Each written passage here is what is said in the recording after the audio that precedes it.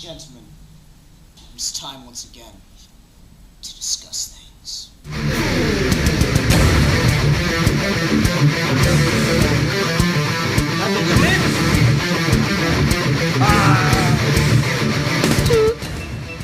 Okay, you ready, Ed?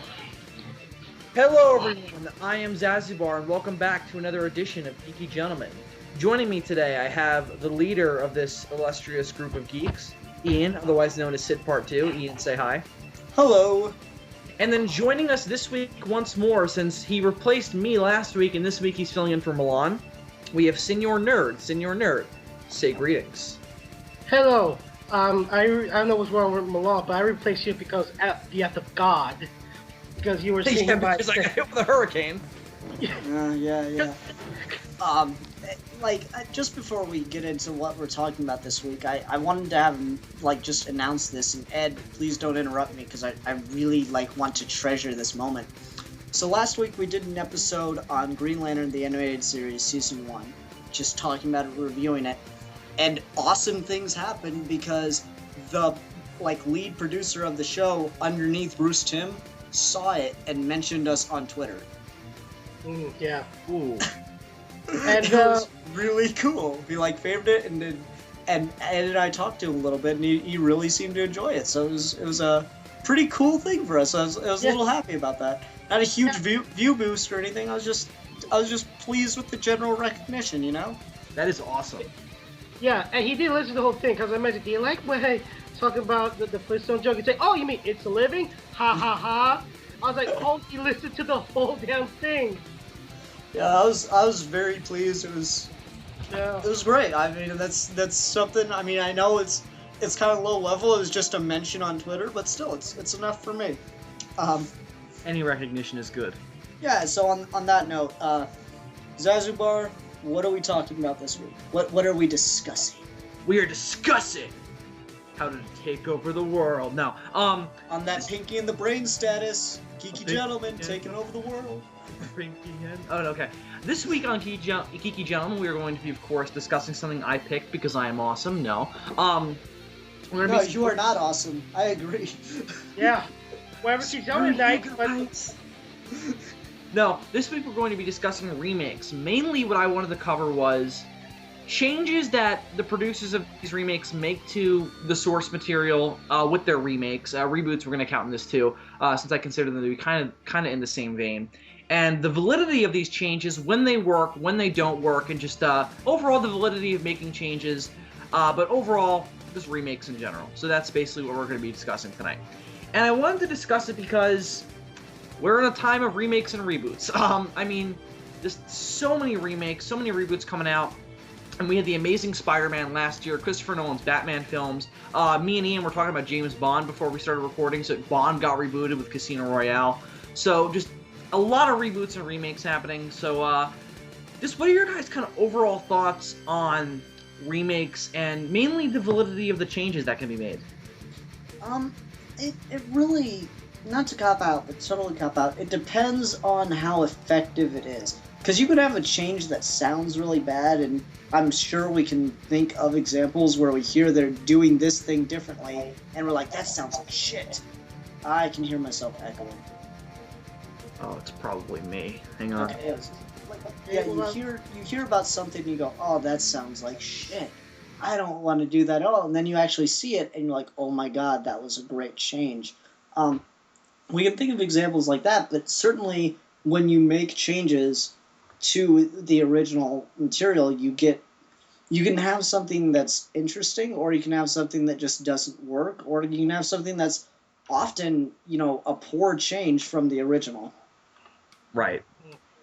And I think one of the examples that I think of in my mind, and is one that pissed me off as a younger teenager, but something that proved to be not as bad as I thought, I guess is the word.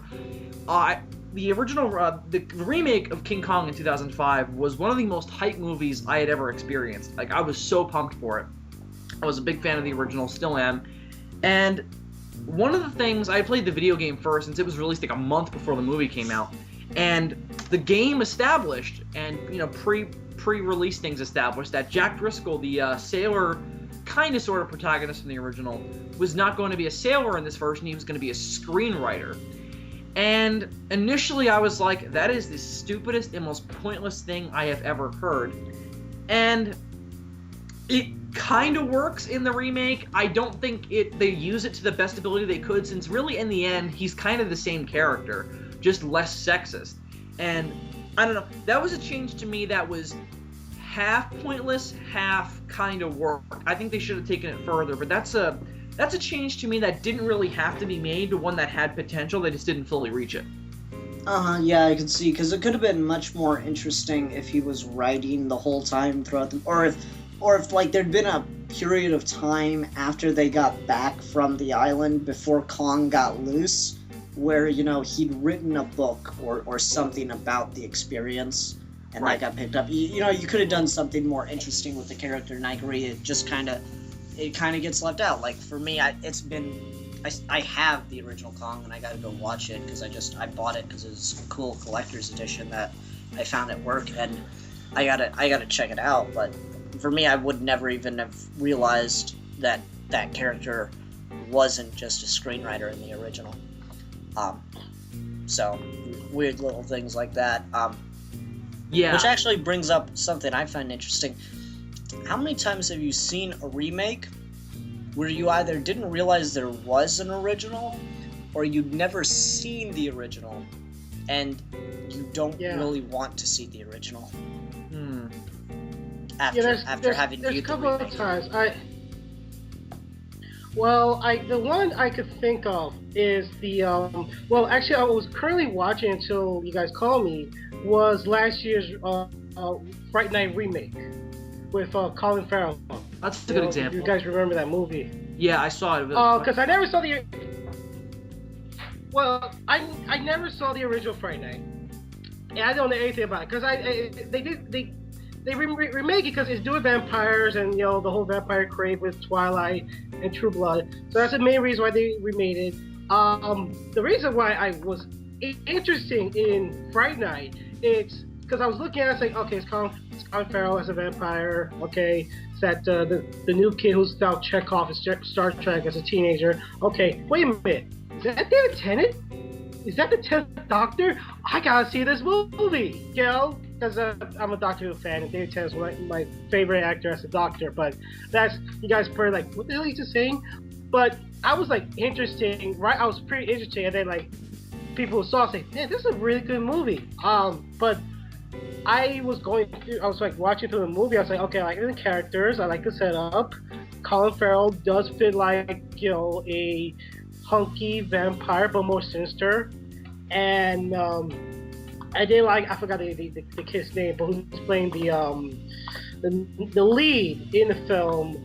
Was really good. He's a great actor. And then freaking McLovin as Ed. I was like, that's the only thing he's really known as now is McLovin. Well, yeah. With a name like he that, acknowledged can you really escape a name like that? Fair enough. He acknowledged it. He's like, yeah, I'm McLovin. Yeah, the people call me McLovin in the streets. So he embraced it. But anyway, but I was like, up to the call, I was like, I was really enjoying it, and I did see clips of Fright Night, and I was like, this looks very like a 80s movie. Campy. I love an 80s movie, but it's like campy, and like the effects was very, I won't say old age, but, you know, practical. And I think that's what I say about, you know, a remake that I could bother watching. I can't even think. You know what? No, there we go. I know one remake that I love that I might not watch the original, or maybe I do for research, and that is, of course, Scarface with Al Pacino. That's another great example, I because think the that's- remake is way more famous than the original. True. That happens a lot. Oh yeah, it surpassed it. John Carpenter's trying The to- Thing is it's another good surpassed example of that. Yeah. There's Oh, that the happens thing. constantly. I'm trying to think of some of the other like really famous examples. Like, that's the thing, is it's hard to think of famous examples because you had to have, like, there are so many of these where you didn't even know. Oh, this is a remake? What? Here's an interesting thing. To go back to John Carpenter's The Thing, that's a remake in name only. Because here's the thing. you've got a movie with A Thing from Another World that's based on a book, a short story to be exact. And then you've got a movie that takes that name and claims to be a remake, but it's just based on that book a little more closely. So the question is, can you consider that a remake, or can you consider it just kind of a different spin on it, or just a more closer interpretation of the book?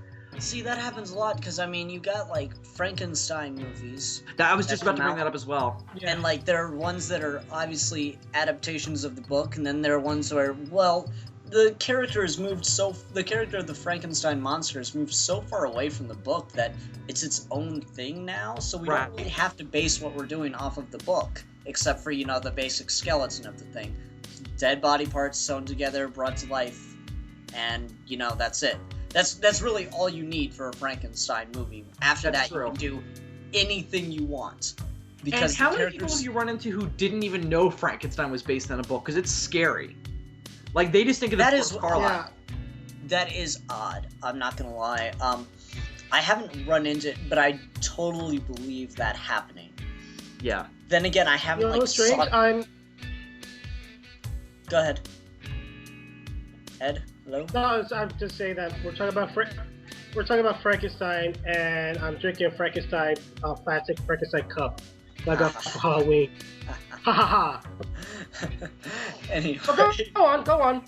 Coincidences there. No, stupid. Synchronicity. It's what makes. Because I know we're going to talk about remakes, and I know that Frankenstein was remake. The only remake I remember was one with that Karen Brother did with freaking Robert De Niro as the monster. I couldn't wrap my head around with that. I don't know, like, Frankenstein's a good... Like, any of those old world monsters, any of the public domain characters that stick with us, that happens a lot. Yeah, it like, becomes how something many... where it's not really a remake anymore. Like, how many movies are there of the 300 Spartans?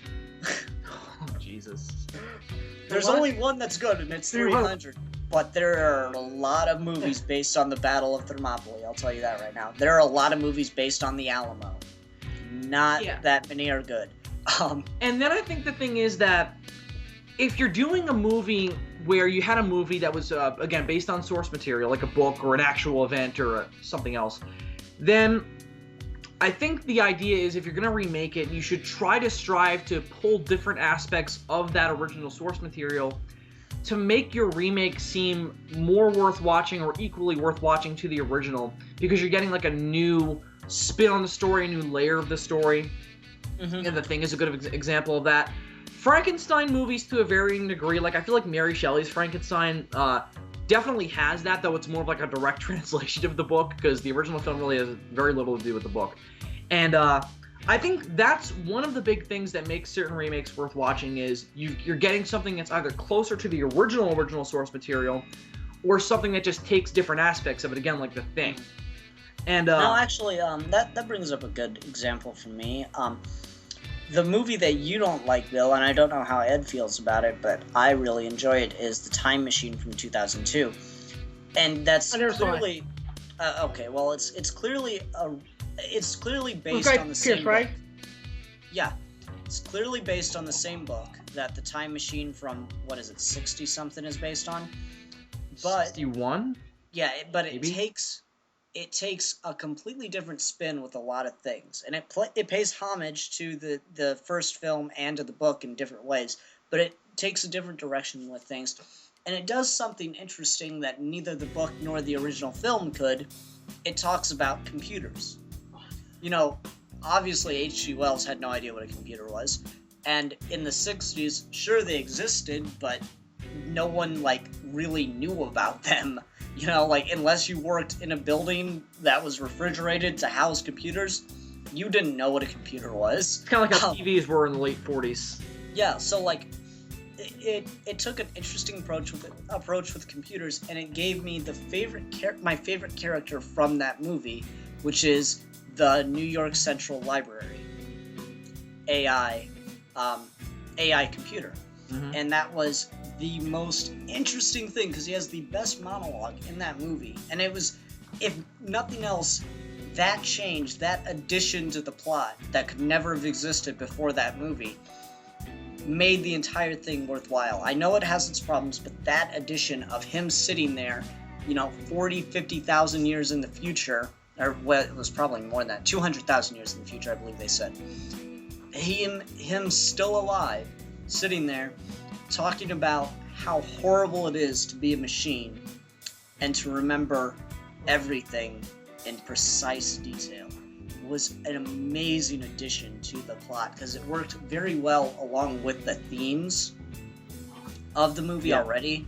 And because like the theme of the movie is everything's, everything crumbles, everything's destroyed, nothing's eternal, but he got to be, and it was horrifying that something got to be eternal. It like you saw the shock and the reality, and it took the main theme, or one of the main themes of the movie, and brought it in stark contrast to like, well, what if something could be eternal? And it showed you what a horrible reality that could be. Yeah, I think that's one of the most worthwhile things about remakes, especially ones that are made quite a considerable amount of time after the original, is setting it in the present day and modernizing, not exactly modernizing the original, but taking the original's premise and taking that into present day. Mm-hmm. And I think that is one of the most worthwhile things about certain remakes. Examples that jump to mind, Casino Royale is kind of a remake, and I think that film kind of has that, but... Wasn't the original like a spoof? Yeah, but I'm more talking about the book, but there were 2 other movies before, but they're really not Bond movies. I'm more talking about the book, though, but okay. To think of a different example, I can't think of one off the top of my head. But I think that's one of the most worthwhile things about remakes, is to take the original's premise and bring it into the context of the world that production team is in. So I think that's one of the other most worthwhile things about remakes. Now, in terms of like making changes to the original, I think that it really depends on why exactly the change is being made. Mm-hmm. Like, that's the problem. Change for the sake of change often does not work. But when it's subtle, or when it adds something to the movie, when it adds some nuance, that makes it really, really worthwhile, really, really interesting. Like the one I was just talking about. The addition of computers gives you a different perspective in the time machine. Right. And actually, I'm looking at the poster for it right now, and it was one of the really good things about the movie, but it still ultimately fell flat, was the remake of The Omen that came out in 2006. More or less the exact same movie with 2 changes. One, all the characters had cell phones. And 2, we talked about this, yeah. Yeah, and 2, the good addition is like, in the intro, and like the prologue, I guess you'd call it, there are a bunch of Catholic, priests and stuff talking to the Pope and showing signs from stuff that had been going on recently in the real world, and saying that these are the signs of the Antichrist's coming. And that was really clever, because they didn't do that in the original movie. They didn't try to take from real world events. So it only worked back in 2006 to any level at all, but it still worked. That being said, the movie is ultimately forgettable because they didn't change enough. Yeah. And so, they just basically recreated the first movie, but not as well. So it just it's pretty forgettable. Like, you could almost take that intro scene, all right, put it in the beginning of the first original Omen, dirty it up in post a little bit, and then you have the exact same movie, but just pretend that the rest of it is not taking place in the 70s. Psycho, anyone? Oh, yeah, Psycho. I was thinking... Yeah, Psycho, though I haven't seen the remake. I saw the trailer, and I was like, this is the Alfred Hitchcock Pointless movie comes to mind. Yeah, and I know the exact reason... Well, can I say something? I think I know what you say, but I think the reason is the director... Gus Van Sant, I think that's Gus Van Sant, right? The director of the director of the Psycho remake says that the reason why it was beat for beat like the original movie is because kids don't watch black and white movies. That was his reason. You like old movies, but he says, kids don't watch old movies. That's why we had to remake it beat for beat the Hitchcock film. But I have a question. Yeah. Why is a kid watching Psycho? Yeah, that's true. Yeah, well, but also, because it's the not problem that. with that logic is you don't need to remake the film. If you really want to put the film in Colorize the damn movie. Exactly. It's not impossible. They did it with movies for a while, and it got, like, shot down because you are changing history and you are changing art. Psycho, color film was available at the time, and Hitchcock definitely would have had the budget for it if he asked. He made a choice to shoot it in black and white. Right. And it was done for a very strict purpose, because one of the major themes of the movie is nothing's black and white. Right. There's no bad guy, there's no killer, there's this gray, murky area where there's this poor, tortured man and some mental defect, and it's this gray, murky area, and that's black and white is not actually black and white. Black and white is shades of gray. Yeah. Not It's 50 done of for an them. ironic reason. Yeah. Arguably. I mean, I can sit here and debate Hitchcock for years. I mean, we could take a class, all we do is debate Hitchcock, but Right. that's the reason I've always understood it. Here's the thing, though. I think the reason the director would have said probably during the production to keep the Hitchcock fans from killing him is he probably would have said something along the lines of, the original is a masterpiece and I don't want to mess with it. One question. Why remake it? Why remake it if you don't want to mess with it? Or make it more like the book that Psycho's based on. But they But they did. But they did Yeah. not. I, They recreated it shot for shot, and the only person that's worthwhile in that movie is what's his face, McKinney, Vince Vaughn? William something. Not Vince Vaughn. Vince Vaughn was terrible. Yeah, I know. Vince Vaughn does not need to do drama. No, what's the guy's name? He was in Fargo. Oh, William H. Macy Yeah, William H. Macy. Thank you. as the detective. Yeah, he was the only one worthwhile in that movie, and that he did not save it. Yeah. I think you see that movie. No. So yeah. I suppose the argument you can make then, though, is aside from the shoddy performances, it's just as good as the original. Yeah, I guess. No, I'm making that as kind of an argument of that's the stupid argument. I don't agree with it. It's arguably, yeah. I mean, it's shot visually. Here's what you do: you mute it, and then you put the audio from put the subtitles. original Psycho. No, you mute it and you put the audio from the original Psycho, because they should match up perfectly if he did it right. So you just have those performances. Exactly. Except you don't get the creep. Like, that's the thing, is the guy that played Norman Bates did such a great job. Oh my! These like creepy little things, these subtle performances. Exactly. And- That's the thing it with was film is you gotta use your body language too, and he definitely did. So then in that regard, you're not getting the same thing. A boy's best friend is his mother. Right. Yeah. Every time I think about that, it's just creepy. Like, you're Yeah. saying that to a girl you're trying to hit on, dude. Yeah, you don't say that. Anyway, That's part of the point of the movie, of course, though.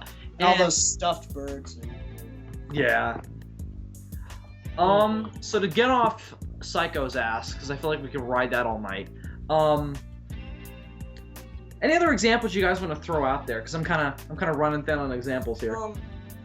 Well, we were what? talking about we've talked a lot about remakes. Let's get into reboots a little bit. Yeah. 'cause that's- Good idea. Good idea.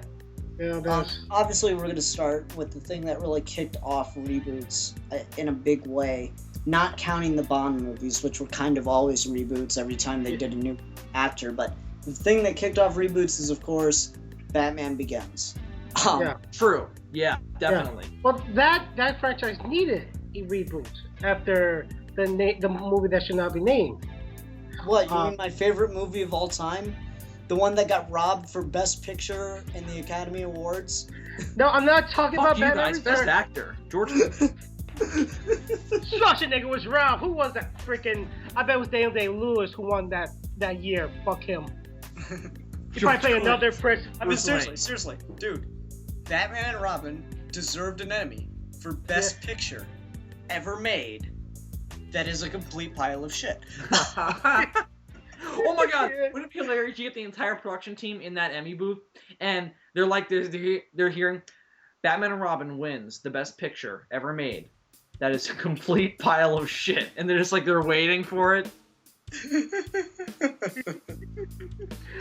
I'm just saying, like, you to make a movie that bad, honestly does deserve an Academy Award. Like, they have, like, these awards for the worst. Tommy movie. Wiseau deserves that more than Batman and Robin. No, they make awards for, like, the worst. Like, there's a special ceremony for the worst actors, actresses, directors, and stuff like that. The Razzie. But no, that. But the thing is, the Academy Awards really should give out best worst picture ever. Yeah. The Room. Yeah. And it's a golden pile of shit. No, The Room is not that bad.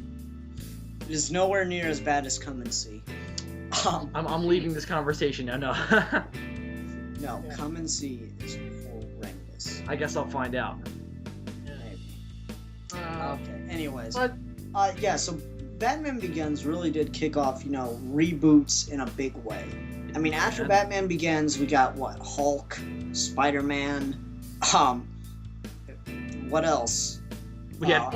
I know we keep saying this, but Bond was after that. Well, no, Bond kind of always did that though. Like that's the not thing. really. I mean, it was No, kind of no, like no, I no, like to describe it as it's kind of like comic book continuity. Like everything happened, it just got. Yeah, but no one ever that was never said directly. Like the thing is, Chris Nolan is a very big Bond fan, and that's where he got the idea of let's just bring in a new Batman and not mention the old movies at all in any way. That's what they did. Well, they do that in the Bond franchise. Whatever. What we could debate this all night. But yeah, I mean, the thing with Batman Begins is he said, let's take Batman back to its basics and just do a movie like that because that's what the people want and that's what I want to make. And it turned out to be a great idea. Yeah, and it really was, and it like I said, it kicked off the reboot like craze. Everything got a reboot after that. Well, I suppose let's do this quick. Let's kind of. I don't want to talk too specifically about Begins because then we could make this a Begins review. But what exactly reboot-wise worked about that movie that was so awesome that kicked off that craze? Like what is it? I'm gonna say right off the bat is the complete and utter shift in tone from the previous franchise. Like people argue that '89 was dark, but nowhere near as like actually gritty as Begins. Like '89's dark in kind of a stylistic way, or it's a Tim Burton dark. Yeah, which is cheesy dark. But the thing is, Begins was like legitimately, real world grime kind of dark. It's much more of a crime film than it is, a superhero flick. And that really it's kind of like there's a superhero in it dealing with the crime. Yeah, it's a crime drama, really. Yeah. You can replace Batman with a hard-boiled detective, and you've got like essentially the same movie if you take out the gadgets and the cool ninja training. Yeah, I was about to say if you had a horrible detective who had ninja training. Yeah. Like, I mean, you obviously can't replace Batman, because that's the thing that makes the movie so good, is you can't just pick Batman out of it. But and that's one of the big problems with the Burton Schumacher films. Yeah, you can take Batman out of it, replace him with any random lunatic, and...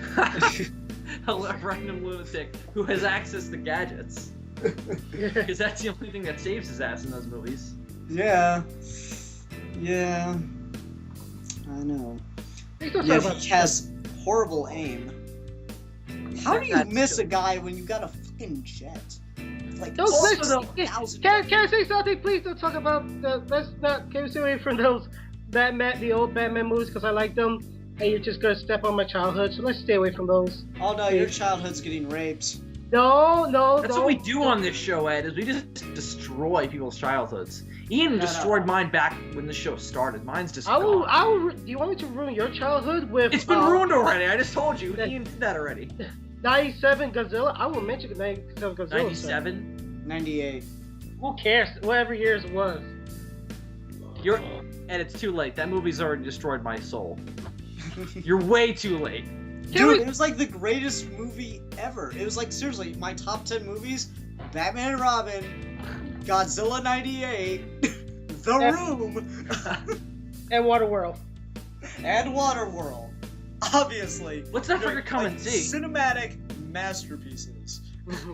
Ian, let's not forget Come and See. Come and See. That's up there. It's definitely up there. Oh, you know what else is really, really, really good? this art house picture I saw that some guy made in his basement. Anyway. Oh, jeez. Okay, we were talking about something kind of significant. Yeah, What we're I talking think about works the most about Begins is, as a reboot, the problem with the Burton Schumacher movies is they stopped becoming about making. They stopped. I'm totally tongue tied. They stopped telling a story and started selling toys. Thank you. That's exactly what I wanted to say. And Nolan there's was like, no. That's not how you make a movie. This is how you make a movie. And with the sole reason of making a good movie, then people were like, oh wow, we can do that. Yeah. And that's the thing is Batman, Alan Moore said something about Batman. I just want to get this out and then we can move on to something else. Alan Moore was talking about why he doesn't like The Killing Joke, why he's kind of tried to distance himself from it. And at one point he said that Batman and the Joker are not very relatable characters. And I think Nolan I don't think that's a bad thing. Because, sure, you can relate to them to a point, but they're not supposed to be personally relatable. They're ideas. They're interesting. They're representations of ideas. And I think that's when you're using Batman and Joker, or Batman and most of his characters in his universe, as representations of ideas combating or working with each other, you get a much better story. I think that also adds to the resiliency of it, because you can continuously update ideas to work differently in different time periods and in different contexts. And I think that the Nolan films are a great example of that. And the fact that we now have a Batman franchise, an awesome Batman franchise, and then another Batman franchise coming up after that, I think is a good testament to how resilient your character can be if he is more about expressing an idea than, say, just being dramatic. I agree. Or just being there to sell a toy. Marvel's big thing, the big thing that always got Marvel really ahead, was that their characters were very relatable. No matter who you were, you could relate to the X-Men because everybody felt sidelined at some point. No matter who you were, you could relate to Peter Parker because everyone remembers struggling when being young with the world. All these characters have very personally relatable moments, whereas the DC characters were much more like gods. So Marvel's doing what it's doing in the movies, and that's great, and I think they should keep doing that. But with DC, their characters work much better as metaphors, and I hope that they continue to do that. Like what Nolan did with Batman, where it's an idea. You see a man becoming an idea. Yeah, you see the formation and the commitment of an idea and an ideal. And I hope to see that in Man of Steel, and I hope to see that in movies beyond. But let's get off of DC, because this isn't a DC thing, and that's... Oh my god, Ian, we just went back to Batman. Yeah, but... Oh, that was my fault. I apologize. No, but I think this... Wait, no. You know what? Actually, before we get off DC, Man of Steel. Yeah. Oh, good example. Superman. We don't know yet. That's the thing. We can speculate now. Well, what can they do different from the iconic Superman films? Obviously they can't. Call the Phantom Zone the Black Zone. That's nice. Yes.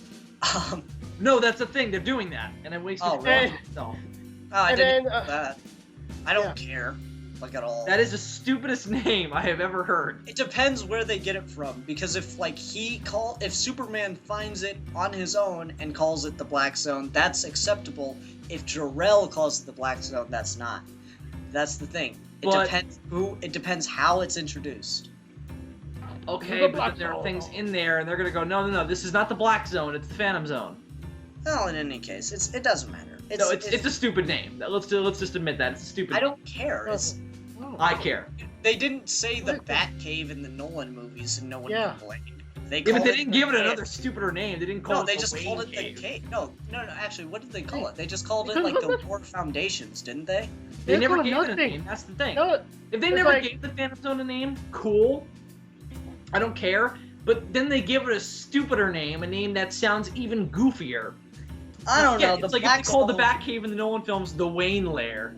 That would have been awesome. I don't even care. Welcome to the Wayne Lair. It's just like a dance club. Yeah, pretty much. See, Bruce Wayne needs to be more of an economist, needs to be more of an entrepreneur and a businessman like Tony Stark.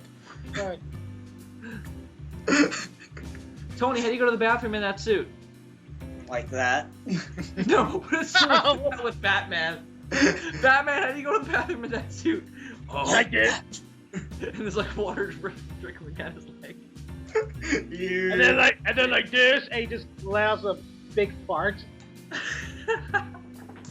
Okay, this got odd. This is Anyway. disgusting now.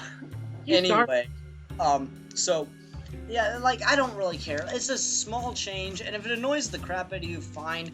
Maybe they'll give It's not reason. gonna ruin the movie. It's just... No, like, that's the thing. It's like, it can work if they give a reason for it, because let's not forget that a lot of people were complaining about things like that when they first started seeing, you know, trailers for Batman Begins. Like, what's Joker's Cap? makeup. Yeah, like, what was Cap's thing that he said? I'm trying to remember about... The Oh, Tumbler. yeah, why is Batman driving a tank? That's dumb. Yeah. But at the same time, it could, like, there could be a legitimate reason for it. I Like, was- it could have some connection to Clark Kent's past in this movie as to why he might call it that. We don't know who's calling it what, or at least I don't know, and I don't want you to spoil it for me. I'm just spitballing. I have no idea. It's just a stupid name. No, I mean, if there could be a legitimate reason for it, then it wouldn't be a stupid name, would it? If they use suppose. Black Zone and Phantom Zone synonymously, Okay, then that's fine. yeah, like there could be a reason that they're calling it the Black Zone, independent of the story. Or, well, no, wait, dependent on the story, independent of the continuity of the comics. You know, there could be a legitimate reason for it, and it's not something to jump on. You know, it's the same thing like with Green Lantern. Well, this doesn't work because apparently I'm the only one that likes this. It's the same thing with Green I think Lantern's people like costume in this. the movies. You know, why are they changing? Oh, it doesn't look anything like the uniform in the comics. No, but the reason they went with this second skin thing actually really works with the story. It's legit. Yeah. It's a good change for the story. Sure. Yeah. Okay, depending on the shot. Yeah, Yeah. fair. Like, I hear that a lot. Fair. I'm gonna have to just accept that as truth. I can't. As many times as I've seen that movie, I can't pinpoint where it looks, you know, I not will say, looks less fake than the rest of the world around it, because, like, I know in the back of my head that it's fake, so I ignore the fact that I know it's fake. So Yeah. I don't know. I would say that they should kept the white glove. Now those are so like I'm pretty sure Hal Jordan's about the only one that wears those in most of the comics No, anymore. I think. Guy Gardner wears them. Yeah, Guy man. Gardner, Toma Ray, wears them. No, I'm just saying, most of the time when I read Green Lantern comics, most of them do not have white gloves on. Not anymore. Most members of the Corps do not have white gloves on. Yeah. It's That's something I don't give a shit about. at all. And That's like one of those things I that's don't the give a thing, shit. actually, Ed, to your point, one of the cool things when he was making constructs, that like energy went through, you know, the grooves in the suit and like started lighting up, especially That when was it the got to his coolest hand. visual to me. Yeah, especially when it Yeah. got to his hand, where it got very, very bright green, almost white. That was interesting to me. Yeah, I think that was. Yeah. So it There was were just points, though, so where just technically. to wrap this little debate up, there were points there where it kind of looked like painted on. I don't know. It just didn't look right. Whatever. Anyway, getting back to remakes. Yeah, That's I an read- interesting idea. Yeah, imagine. Okay, go ahead. And for the most part, it's interesting looking. It just at some points it doesn't look right. I still disagree, but whatever. I can't argue with it because it's such a personal thing, you know. What you might look at and say, see, that looks fake. I'll be like, doesn't to me, you know. Well, I No, know. I'm not really saying it looks fake. I'm just saying, in the context of the shot, it doesn't look right. You know, there's some Actually, shot I don't have that issue.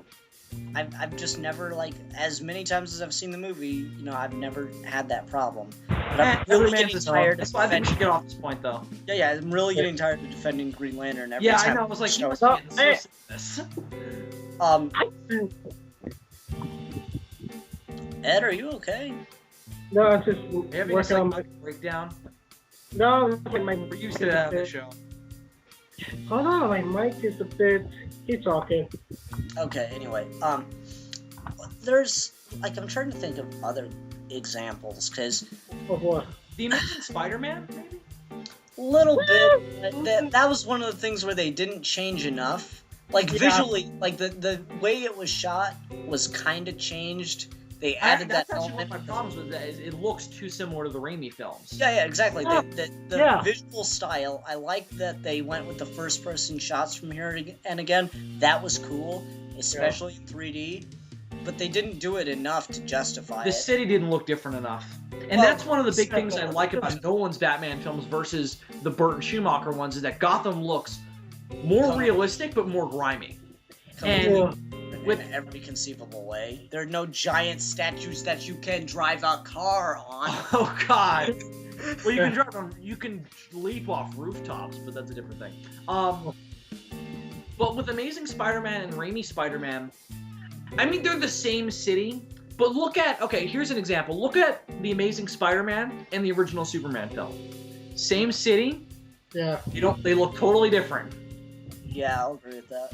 And I suppose the argument you can make is, they're trying to make that look like a different city. That doesn't look like, that looks like New York City. Yeah, and they're trying to make it look like New York City in all the movies. So how to shoot New York differently with changes, completely changing every little, like, that's the thing, is kind of a balancing act, because you can only color correct so far until you're making Sin City. Yeah, exactly. And here's why. Otherwise, you just have footage. Otherwise, you just have footage of the city. That's all you can do. Is the DP can do some tricks. DP, lighting guy, for those that don't know, the DP can do some tricks, work some magic, but you won't, like, the big innovation of modern cinema, modern visual editing is color correction or color grading, if you will. Yeah. And there's only so much you can do until you're, making Sin City, until you're making an art house piece where the color is actually becoming part of your visual metaphor and your story. And you don't want that in a big blockbuster like The Amazing Spider-Man. You want it to look like a modern film. Well, that also doesn't fit with the story. Yeah. Yeah, at that point, it wouldn't have fit with the story if they, color corrected the shit out of it. So, they couldn't shoot it significantly differently, but at the same time, they should have done something else. Here's what I would have done. Set the majority of it in Queens. Yeah, that could work, yeah. That's where Spider-Man grew up in the comics.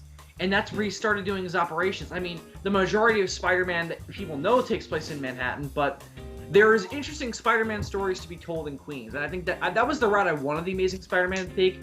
And I think that would have been the big first step towards making it a different beast from the Raimi films. Fair enough, but at the same time, you got Sony back in this, and what does Sony want? Spider-Man running around and, what's the biggest building in Queens? Fair enough. No, true. Yeah. Or Spider-Man swinging on skyscrapers, and going... But again, then we come to the point of, with the Nolan films of, is it more about telling the story or about the marketing? Yeah. Well, it's not just the marketing, it's that even, like, your director, what's he gonna want to shoot? Spider-Man jumping on houses and rooftops that are only a couple stories high, or Spider-Man jumping in between skyscrapers? Well, then I think the job would be visual spectacle, and that's going to be part of your story, and the scope of your movie is going to change completely depending on where you shoot it. The struggle at the end of Spider-Man, The Amazing Spider-Man, would not have felt as compelling as it did, or as compelling as it was supposed to, if it had not taken place on the top of a giant skyscraper and instead been in the middle of a town square in Queens. Yeah. Well, what if instead he went to Manhattan for that scene? Because, he wouldn't just stay entirely in Queens. I'm just saying, like, the majority of the movie should have taken place in Queens. I mean, Peter Parker didn't even live in Queens in The Amazing Spider-Man. He lived in Manhattan. Fair enough, and I'm not saying that wouldn't have been a good change. Yeah, I see. There's a very good reason why they didn't do that. True. It's a very hard idea to make a Spider-Man movie. Like, that's the thing, is I remember joking with this about this with my friends at the comic shop. I would not have to fear Spider-Man living in Fort Wayne. Because guess what? There are 3 big buildings. I'll just stay away from them and I'm good. You can crawl around other houses. Yeah. No, he's not getting it. He's not going to be able to chase me down. I know the shortcuts, and there are yards in Fort Wayne. Game over, Spider-Man. Game over. The biggest houses are like, what, 3 stories? He's done. He can, like, leap. I don't with, have like, to fear Spider-Man. leap like 10 I don't yards have in the to air, fear though, and Spider-Man. land on top of you and. I don't have to fear Spider-Man. He put me in the hospital once. I got his ass. In continuity reference. That's like 4 years back, Kevin. Beat up by Spider-Man. He's still very shamed. It's one of those things, like, Bobby hated editing with me when we were making the movie, because he had to sit there and watch over and over and over again as I, arranged the clips and everything. People just shit on him. Yeah. Like, what was the one? Spoiler alert for Ian and Bobby's Epic Quest to Run a Movie. When Batman shows up, Bobby had to watch that scene of Batman making fun of him and telling him how great his brother was over and over and over again. Until it started to become psychological torture. Yeah. Yep. The boy's like, The I am. whole movie was about shitting on Bob. Like, I was talking to Alec and Vince about that today. I was like, the whole movie was really deconstructing a man's soul and then shitting on it. I got that sense. Yeah. Especially with the beginning, because it's just like, this guy's life sucks. I know. But there's like, oh, that's my life. God damn it. No, I'll admit my life is not that shitty compared to Bobby's. In the movie, I'll I don't say- know anything about it in real I life. would say, In the context of the movie, my life is not that shitty. yeah. Like, at least my parents have some form of respect for me. Oh, that was the best thing, though. Even his parents hate him. Oh, that was great. And the thing is, we're just like, okay, you're just gonna, make fun of him. Just say, like, Bobby's gonna come down the stairs, he's gonna ask you what's for breakfast, and you're just gonna be like, why are you still living in my house? That was all the direction I gave Steve. So Bobby comes down the stairs, he says, hey, Steve, what's for breakfast? And Steve just goes, my dick. The fuck are you doing still living in my house? And he just went on all of that on his own. Maybe I wonder if there's like some kind of deep-rooted thing in there. It just might be. Bob was like, dude, we're not even recording yet. We're rehearsing. No, it's like in between shots. Yeah, pretty much. Anyway, back to remakes. Remake Oh, of no, Ian and Bobby's Epic Quest to Rent a Movie. What do you want if, like, a million years in the future, someone decides to remake that movie? Well, no, I wouldn't want it a million years in the future.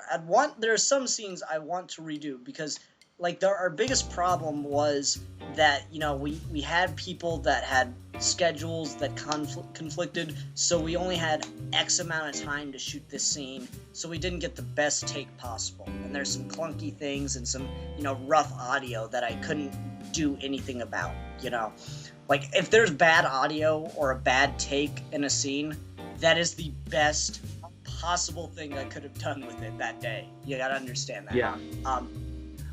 So there are a lot of things like that I want to reshoot, remake. There's one thing I really wish, because it hadn't been made yet, but for amateur filmmakers out there, I highly suggest looking up, green screen animations, best green screen, footage island, those kind of channels on YouTube and subscribing, because these people are putting free CGI animations on their channels, and one of them uploaded a Batmobile.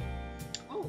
How fucking awesome would it have been, instead of Batman running back into the scene to say, dude, don't be such a square, and then running back out, if Batman and Wonder Boy pulled up in the Batmobile, stopped, the hatch opened, and he's like, dude, don't be such a square.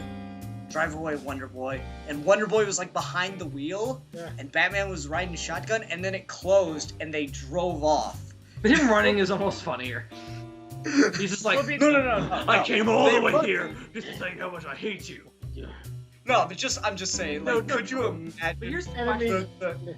Is it worth to do a full remake just based on that? Just based on fixing It's the not little just that. minute It's things. not just that. It's not just that. There are enough little things that I think could have been done better had we had the time, that it would be worth remaking and reshooting in HD and stuff like that. Things that I couldn't do then that I could do now, I would consider it. It's not worth going back now and doing it because I wouldn't be making money on it. At this point, it's done for something that I did as a passion project. Yeah. But if someone offered me money and said, Ian, we like this movie, it's just too rough to distribute, we want you to remake it in HD, and we're going to give you a budget and a crew, and, you know, that's, in this fantasy world where I'm also, you know, getting my dick sucked by supermodels, they approach me and tell me, we want you to remake your movie shot for shot, just better. It's more like a fantasy within a fantasy. Yeah. And we end the movie, Kate That's to just stay on your face. not going to happen. Yeah, It's that's how unreal it is. It's a fantasy inside of a fantasy. Yeah, I'm just like, I'm It's just saying, exception. there are things about it that I wish I could remake, True. but I just know it's not going to Have happen. you guys ever seen a movie called Versus? The Japanese film. Sounds somewhat. It's a martial arts film, and the director, he made it on a very shoestring budget. He filmed it basically in woods, and everything was very kind of cut and dry kind of stuff. And he came back a couple years later, and he reshot a bunch of new stuff, cleaned up the movie, and he called it Ultimate Versus. Now, Ian, would you do something more like that, where you just kind of reshot some new stuff, put it in there, cleaned up the whole movie, re-edited it, and then put it out and say, like, Ultimate Ian and Bobby's Epic Quest to Rent a Movie? Or would you full on... Would it be a director's cut? or- like, No, is it's not it really a going to director's cut. Or is it a sequel? It's just... Or can I say maybe go with the George Lucas approach and just add in CG in your in Ian Bobby. Go with There's already that. a lot of CG, so it would be pointless. Just better CG, I guess. Better CG. No, like that's the thing is that's how much I like our CG. Yeah, it's it so works for you. obviously CG. Oh, it's so good. It's like it's the cheapest CG you could possibly find, but it's still awesome. I know. Yeah, it's like... It gets to the point where it's like, that looks too real. It's not funny anymore.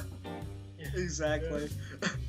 Like that's like I think it was you that said it, Bill, and that's like really what I was going for. Is it is the ultimate backyard movie? Yeah. Yeah. No, I think Milan said And- that, but Oh, one of you did, and it's I just, agree yes. with him. And that's enough. That's what I enjoy. Yeah, that's it's what I just- enjoy about the movie is you see the passion behind you. You were so passionate with this movie, and even though you got that research, I just see that you guys were having a ball making that film. I was really, Oh, thank you. I was like, And we did. I mean, the problem is, you know, anytime you make a movie, and I caution anyone that's like, I always hear people say, I want to be in a movie with you, or I want to start making my own movies. What is your advice for me? Make sure you're really good friends. yeah, Because if you're not, this friendship's not going to last throughout the movie, and you're probably not going to finish the movie. yeah. Because the thing is, there's always going to be drama. It's fun once it's done. Ah, It oh, is that's true. I bitch agree. When you're Have doing you heard about these I guys? It is not fun. Hold on, shut up. It is not fun to make a movie. Yeah, It is fun to have made a movie. yeah. Let me put it that way. Okay. There were times where I almost ripped Bobby's fucking throat out.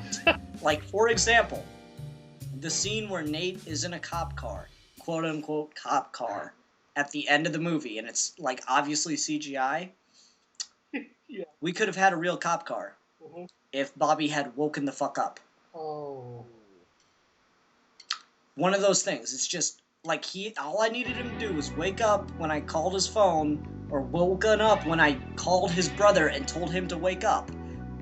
All he had to do was wake up and drive Nate out to my work, and we would have shot with an actual cop, had Nate in the back of a cop car, and it would have been an awesome extra little bit to the scene.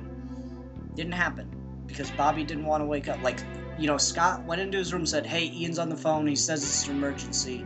You need to call him back or text him." And Bobby decided to go back to sleep. Huh. Like, there, you know, I forgive him now. Obviously, I don't care anymore. It's done. It's done. I can't do anything about it. But And it seems at better. the Yeah. time, I was really, really pissed at him. Yeah. Have you heard about Yeah, these? it's just- Have you heard about these group of kids back in I think in '83? So it's like right after Raiders was released. They pretty much remake their movie in their backyard. Yeah, they basically remade Raiders of the Lost Ark shot for shot. The thing Yeah. with that, though, and why I like that, is because they did it as a fun little thing. They didn't do it as like a remake. They did it to say, hey, look, we remade Raiders of the Lost Ark shot for shot in our backyard. Yeah. It's a cool Yeah. little thing. It's not like, oh, we remade Raiders of the Lost Ark, give us money. But the thing is that fan film took 7 years because, like, what Ian was talking about, fighting with, well, not fight, but like, with his wanting to kill Bobby, it took 7 years because of like fights, and they didn't have the money, and then like people were getting hurt on set. Yeah, I mean, that's the thing, is it's fun to have made a movie. It's not fun to make a movie because there's going to be drama. You cannot treat it like it's the fun thing that we're gonna do this week. We're just hanging out, so let's make the movie and we'll talk and do it. No, you have to treat it like it's work. It is work. Yes. It is work. People do it for a living. That's the thing. It's a job, and you have to treat it as such. It's not, oh, dude, let's go get high, and maybe we'll shoot a few scenes. That's how Caddyshack got filmed. And that's fine. And I mean, sure, it can work from time to time, but by and large, if you want to make a movie, you've got to commit. You got to treat it like work, and otherwise, it's not gonna get done. Or if it does get done, it's not gonna be as good as if you'd actually put, your effort into it and treated it like work. Right. It's one of those things, and this isn't really remake topic. Well, we just bring. I mean, you always say embrace the tangents. Yeah, I'm trying to get more back to it because we're really far away right now. Fair, and I like to embrace the tangent, but at the same time, I like it to have some logical connection, and it seems like we don't right now. Like, I want to follow the trail of breadcrumbs, and I want overlapping circles. Well, the reason why we brought up your movie was because you admit that there's things about it you would like to change and reshoot. And I asked the question of, does that warrant a full remake, or just kind of this is a new cut, same movie, just different things added? Or does it warrant a full new cast, new direction, new everything? I would consider making a new cut, but at this point, the scenes that I want to change would be impossible to reshoot, or not impossible, just would be too difficult to reshoot. And I've already started, like, the majority of my distribution of this is pretty much done. Anyone that wants to can still download it, can still ask for a DVD, but the majority of it is well and done because it's almost been a year. Yeah. So I mean, it's if you want it, get a hold of me. I'll send you a DVD, or you can download the movie still. That's fine. But the majority of people everybody that was in it, everybody like in my friends group has seen it. There's not really much else to distribute it. When I'm talking to someone like, oh yeah, I made a movie, can I see it? Sure, here you go. But that's about all that happens with it now. Right. And I'm perfectly fine with that. I knew that was going to happen going in. I wasn't, dreams of people like seeing it in Hollywood and knocking on my front door. That's you made a movie because you wanted to make a movie. Exactly. I can sympathize with that. I've done it myself, and it's the most fulfilling thing in the world, really. Yeah, just about. I don't know if you're a virgin or not, Bill, so I can't. I never saw your movie, Bill, so. I've made stuff. Nothing to the extent Ian has, but I've made stuff. Aw, it's okay, little Bill. Yeah, little Steven Spielberg. Ian, let me just say this. I remember you and Alon once said that I'm not threatening. You're not? Someone in my school today told me that they think I'm a serial killer. Really? Yeah. I got that a lot too, actually, in high school. It was weird. Bam! I'm threatening. No, to other people, not to me. Bill, every time I think about you, I just imagine that shitty Photoshop I did. Oh God! What's your Photoshop? I photoshopped Bill's body onto an Abercrombie model. Oh God, I must see that. So my life will be fulfilled. Of course you would like to see it. I must see it, so my life will be fulfilled. Cross that on my bucket list. What video was that in, Bill? I forget. Well, it's in the time travel one. To the time travel video! It originated in the one before that. RoboCop? I think so. Hold on, really? I'll find it. No, you won't. Wait, because you totally gave me a comment with a timestamp. Fuck. Yep, at 1 minute 4 seconds, 1:04. You have my resignation. No, I don't. Yeah. You're committed now. Oh shucks, I'm gonna do this every week. All right. Well, I'll just throw one more. While this video is getting completely derailed, I'll throw out one more example of a good reboot remake kind of thing. The greatest example of a remake that was superior, trample over the original. The original isn't even equate compared to this. You guys will have no idea what I'm talking about, but hopefully someone out there in TV land will. The Heisei Gamera trilogy. What? The pinnacle of remakes and why they should happen. You guys will have no idea what I'm talking about. I'm going to try and explain it as briefly as I can. Gamera is basically the rival to Godzilla in Japan. Giant turtle, breathes fire, flies. Had an original series that is something can't. Does he fly like a helicopter? Because I always imagined turtles would fly like helicopters. He spins around like a flying saucer, yeah. That is Yeah, awesome. it is awesome. It's fantastic. The original series is campy fun. It's fun, but it's campy. And, you know, it's kind of what the quintessential 60s kaiju movie is. Then you come to the Heisei Gamera series. Dark, awesome special effects, involved storylines with just crazy plots, thematic twists, greatest remakes of all time. And they make the originals not even worth seeing. So that, the Gamera trilogy, the Heisei one, to me is the pinnacle of awesome remake. Okay. See, this is the problem with this topic, is it's hard to talk about it in depth because, I mean, pretty much the only thing to say about it is, yeah, you can do a remake and you can make changes, but the changes have to be warranted. They can't just be changed for, you know, fuck doodle, let's put change in it. And otherwise, we're just talking about examples where it seemed like it was done effectively or it wasn't done effectively. Shall we talk about two movies, like one that was out and one was coming out, the remakes? First, let's go with a movie that did come out, I believe it was 2 years ago or last year. That would be the Coen Brothers True Grit. You guys saw that? Okay, and what's the other one that you want to Did talk not see about? that. And the movie that's coming out is going to be, it was supposed to come out next year. Let's push that for 2014. I don't know if you guys discussed this during a RoboCop discussion, but Oh, the new RoboCop? Yeah, we Yes. talked about that. I mentioned it, and it got shot down so quickly. yeah, Like, the thing is, it looks like it's gonna have just an awesome-ass cast. yeah, yeah. But the thing is, alright, so, True Grit, I went to go see that with my dad, who loves Westerns. And he's sitting there, and he goes, it was pretty much the same movie, except for the original has a very John Wayne ending, and, you know, the horse doesn't get stabbed in the ass. God. Yeah. Or then there's No, like, that's the thing, it's That like... was the only thing that was changed. Was the fact that the horse got stabbed in the ass. Well, no, Otherwise, see it's what shot for shot, line for line remake. Yeah, like it's obviously not significantly different. I mean, I love the girl in True Grit; she did a great job. But all right, in the John Wayne version, girl gets bit in the ankle by a snake, a rattlesnake, and John Wayne gets her on a horse and rides her, you know, across hundreds of miles of territory at breakneck speeds to the nearest like doctor, essentially, to save her life.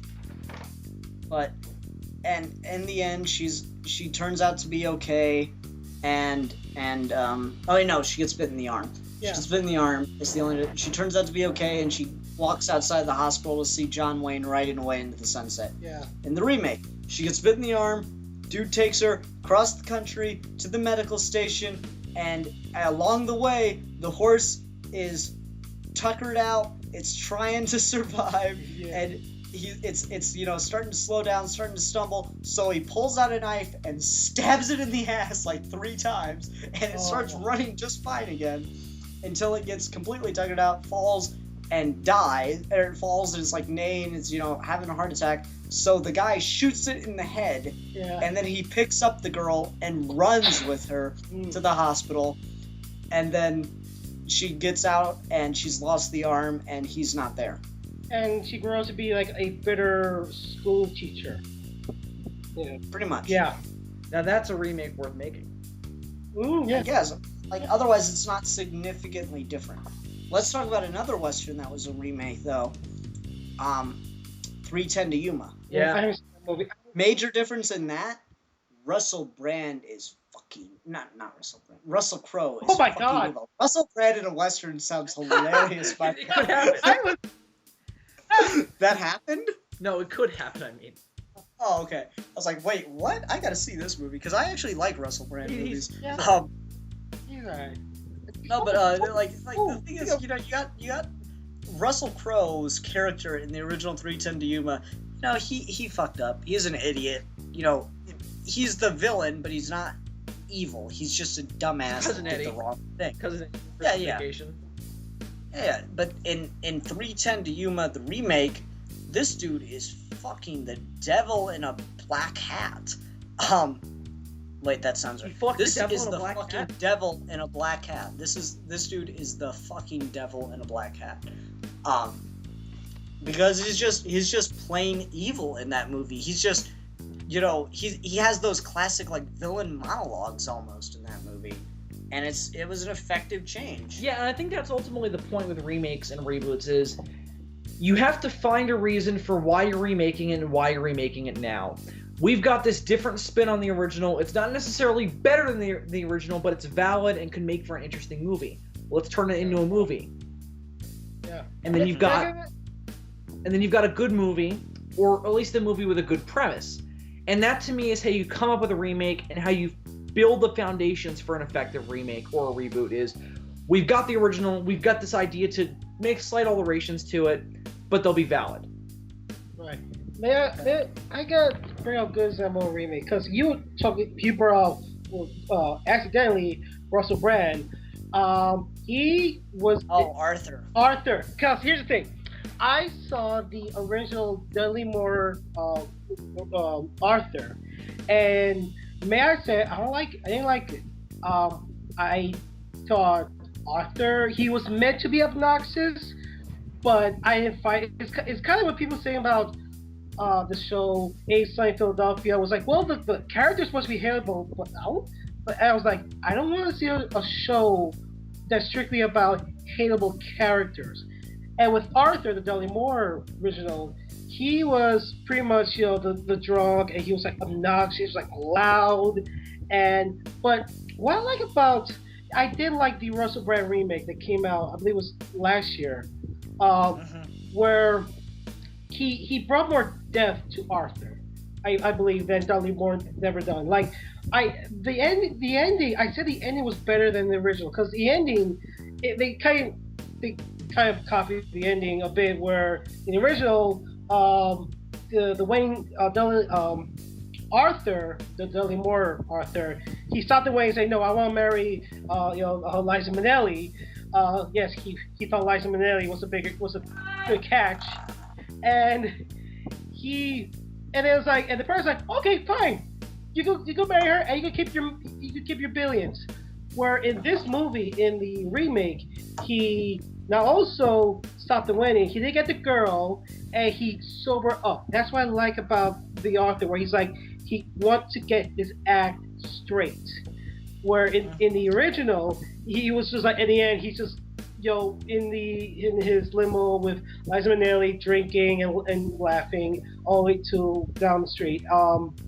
Driving down the street. Okay. Yeah. See, the thing I liked about the remake of Arthur was just the man-childness of it, and it was a really relevant time to remake it with the whole 99% and the Wall Street crash and all the craziness that's been going on in the financial market the last 4 or 5 years. Yeah. Again, So it was a really relevant time to make. Yeah, it was a really relevant time to make a movie about the dangers of extravagance. Yeah. That being said, I like the humanity they brought to the character, but it's just it lacked some of the originality of the first Arthur, because Arthur, at the time the first one came out, really there's nothing like it that had quite been done. But by the time we get to this Arthur, you have movies where like a lot of the rich man learns his lesson kind of things. Another example would be or not necessarily rich man learns his lesson, but don't be a evil corporate person kind of comes through as the main theme. You got like fun with Dick and Jane, which in itself is a remake, but done at a much more relevant time than the original.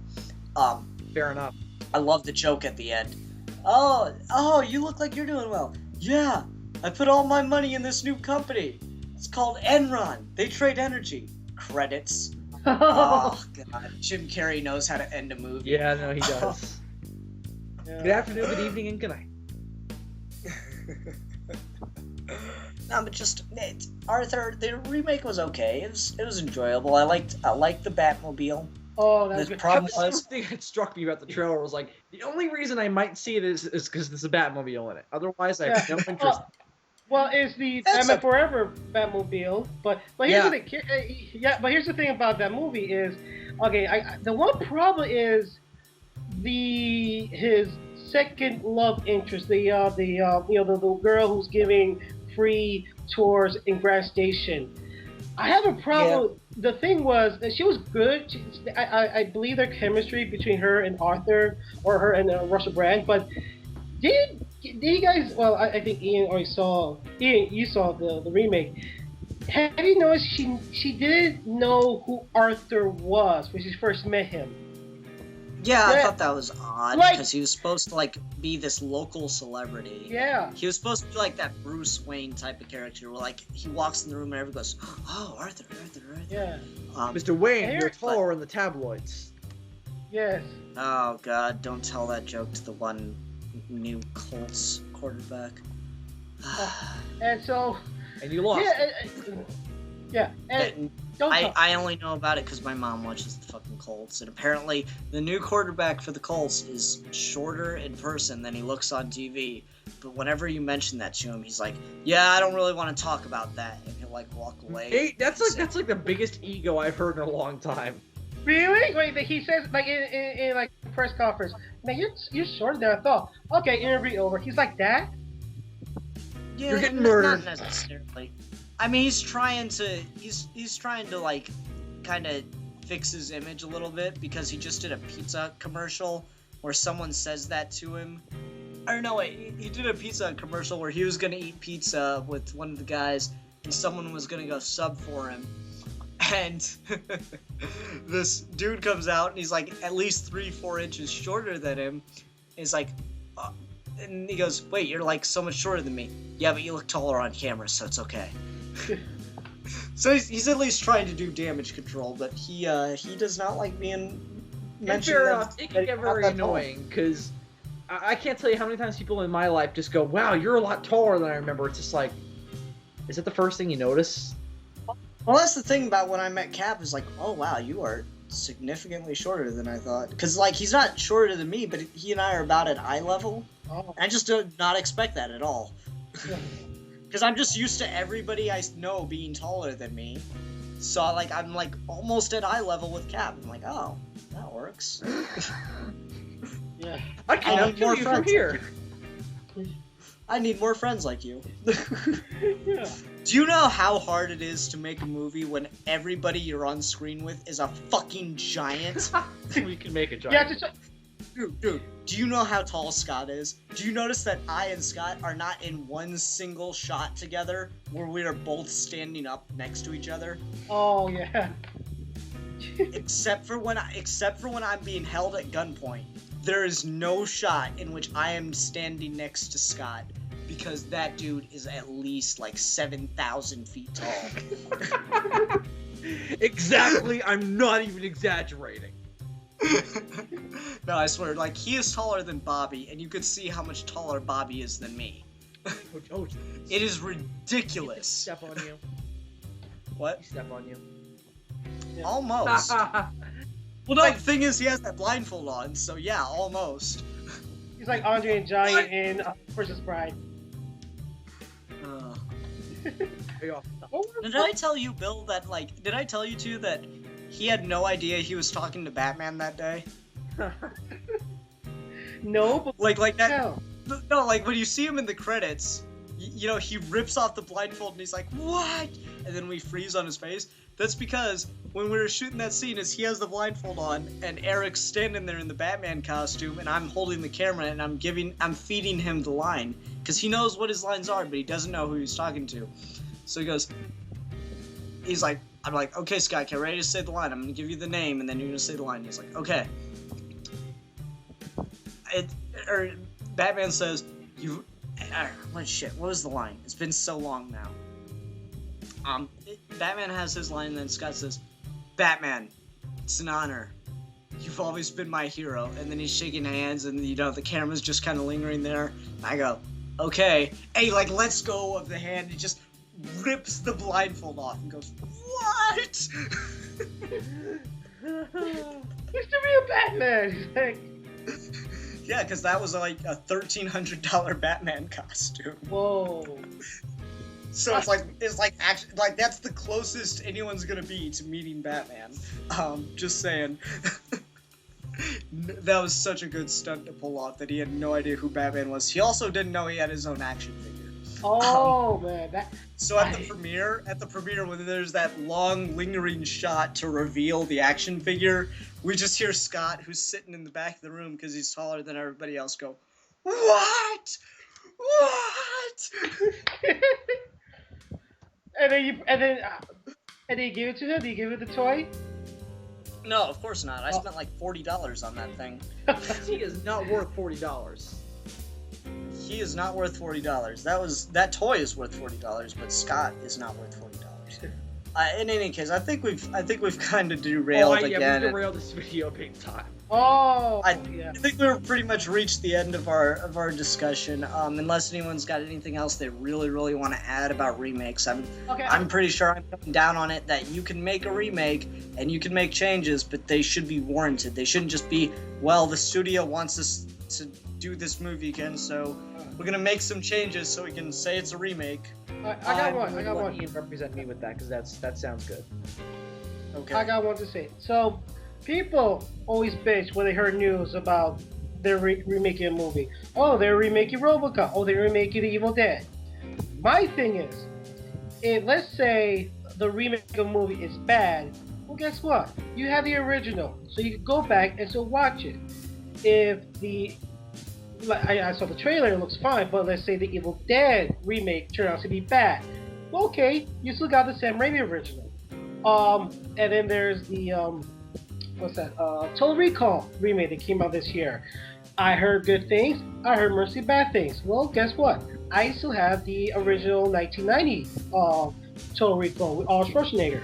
So, my thing is, if a remake turns out to be bad, it's okay. You still got the original to fall back on. That's what I said. Fair enough. Let me just say this quick. I go don't ahead. fully agree because you're right. If the remake is bad, I can still go watch the original and ignore it to a point. To me, though, and maybe this is just me taking film too seriously, it still kind of hurts. Like Godzilla '98, I can ignore that movie. I've tried. But deep down, it still hurts that someone took a franchise that I love and did that to it. Okay, but what about the remake that's coming? The other remake that's coming out, I think, in 2 years. That's probably going to be great. Then I can see that one. Yeah. Still doesn't fix Yeah. that pain. Somebody still made a movie that did that. Mm-hmm. I can ignore it. You can't forget about it. You can say I forget about it or I don't think about it, but it's still gonna be back there. I mean, that's the way your brain works. This, somebody still took the original and said we can do better, or this is more valid than the original. Right. I don't think a remake is ever more valid than than the original. But sometimes but I think it's an attempt. Fair enough. I think it's an attempt. I think a remake is an attempt to put your own spin on a movie that you love, and that should be the ideal. Yeah. I think the people that should be doing remakes are the people that love the original. I agree. But how many movies like that have you seen where you just love it, but if I could just change a couple little things, I know I could make it would be so much better. Yeah. I think those are the people that should be in charge. Certainly those people will still fail from time to time, but I think I'd trust them more than, the studio wants a remake of this, let's give it to this guy because he makes money. Yeah. Bill, with That's gonna your wrap up my with thoughts, too. Yeah, well, Bill, with your thing about the '98 Godzilla, yeah, I kind of understand it, but that movie didn't ruin your being a fan of Godzilla, right? No, didn't, it still hurt like hell. Okay. Anyway, I on that gotta note, get my numbers. We gotta go. we're in Geeky Channel, and we'll be.